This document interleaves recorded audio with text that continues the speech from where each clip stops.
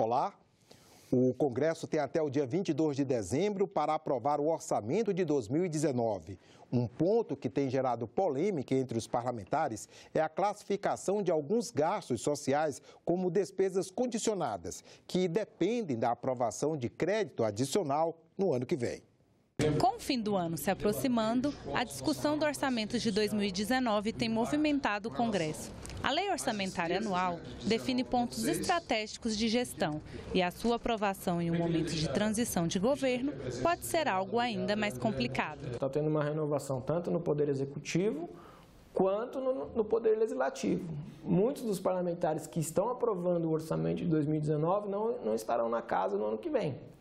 Mas, até por isso, são tomados os cuidados para que o orçamento seja um orçamento que consiga atender às necessidades do Brasil no ano que vem, para que não paralise o orçamento, não paralise o governo no ano que vem, que as coisas continuem acontecendo. Um ponto que tem incomodado alguns parlamentares é a destinação de recursos para a assistência social no próximo ano.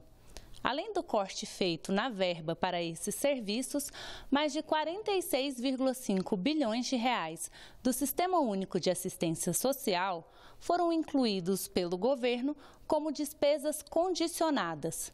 Isso significa que elas só poderão ser executadas se o Congresso aprovar um crédito adicional no ano que vem. Dos 46,5 bilhões que dependem de crédito adicional, 15 bilhões são destinados ao pagamento do programa Bolsa Família, 30 bilhões para o benefício de prestação continuada, que é pago a idosos e pessoas com deficiência de baixa renda, e 1,5 bilhão para serviços socioassistenciais. O ministro do Planejamento, Esteves Colnago, tranquilizou os parlamentares em relação à aprovação desse crédito adicional pelo Congresso.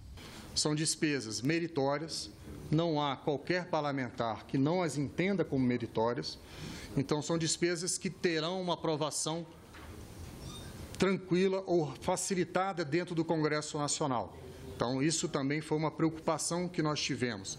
Buscar despesas em que não haja oposição aparente por parte do Congresso. O relator-geral do orçamento, senador Valdemir Moca, quer garantir pelo menos uma parte desses recursos já na lei orçamentária. Eu gostaria de ter a oportunidade de, nesse aspecto, trocar ou colocar esse valor de 1,5 bilhões dentro da lei orçamentária.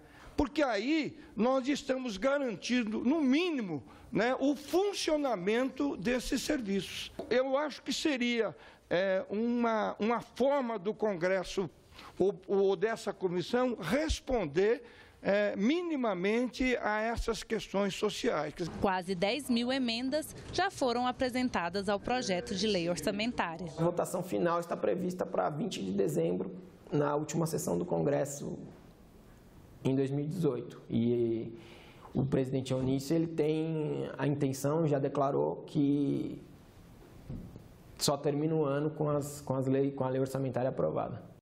É possível trazer o campo para dentro da cidade? Muita gente acha que sim. Aqui no Senado, 2 projetos em tramitação querem estabelecer normas e garantias para a agricultura urbana.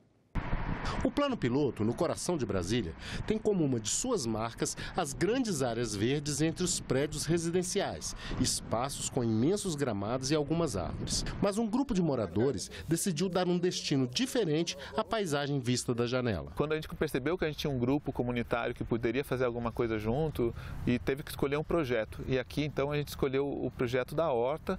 Foi um projeto, como eu falei, começou pequeno, mas que foi logo se expandindo. E não é que deu certo? Hoje, cerca de 20 pessoas se revezam no trato das plantas, que ficam aqui, nesta área aberta ao lado dos prédios. No primeiro momento, quando a gente implementou, um ou dois vizinhos se sentiram incomodados. A gente está transformando um gramado numa outra coisa. A questão principal deles era a mudança na paisagem. Eles denunciaram a gente na AGFIS, denunciaram na Polícia Ambiental, denunciaram no Ministério Público e em cada órgão desses eles perderam, né? Porque os órgãos reconheciam a importância da agricultura urbana como uma coisa que é benéfica para a comunidade. Uma lei aprovada em 2012 no Distrito Federal garante a utilização de áreas públicas para a chamada agricultura urbana. Agora, 2 projetos em debate no Senado querem expandir essa garantia para todo o país.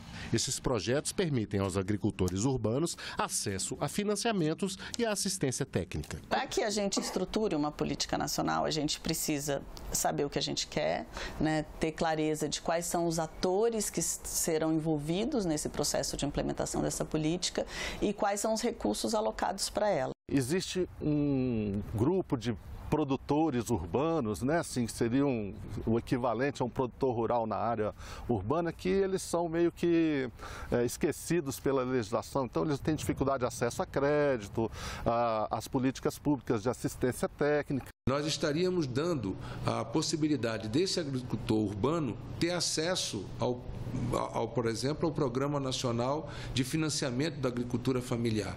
Isso permite que esse agricultor seja financiado com um juros subsidiado de 2,25% ao ano. Ao mesmo tempo, ele pode entrar no PAA, que é um programa de abastecimento do setor agrícola, e estabelece, portanto, um preço mínimo para a compra. Além de fornecer uma renda extra para o produtor, a agricultura urbana também é capaz de dar alimentos saudáveis para a população. E aqui, na área pública, ela cumpre outra função. Ela envolve toda a comunidade em torno de um projeto. As pessoas aprendem a trabalhar coletivamente, né? Embora cada um tenha o seu espaço, mas é um trabalho coletivo, né, que você faz com a população, que geralmente a população desempregada. A horta comunitária é como se ela fosse uma quadra de basquete, um novo benefício público. Aqui todo mundo é bem-vindo para vir participar, para trabalhar, para colaborar e para colher.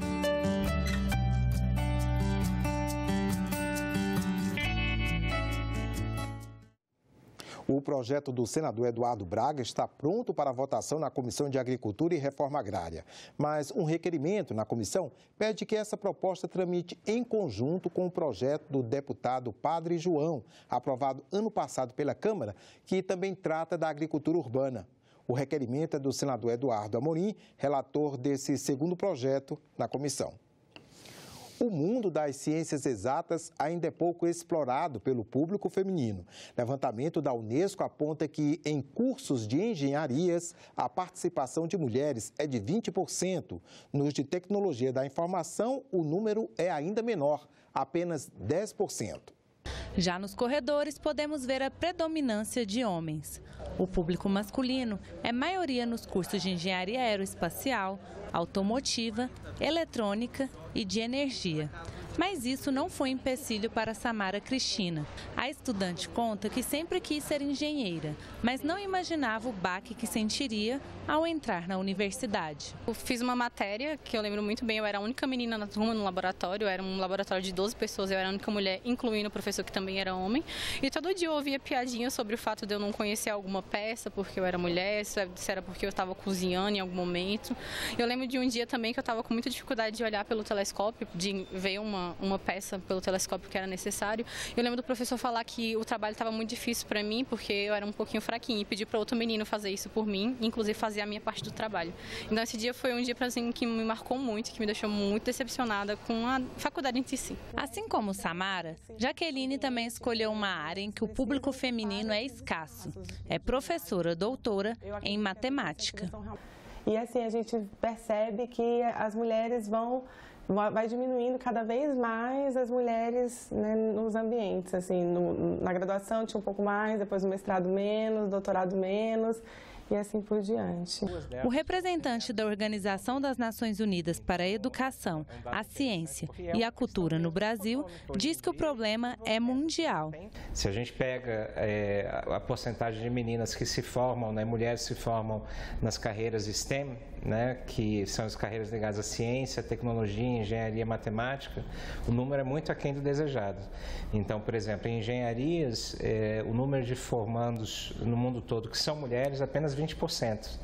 Na área de tecnologia da informação, na área de TI, é apenas 10%.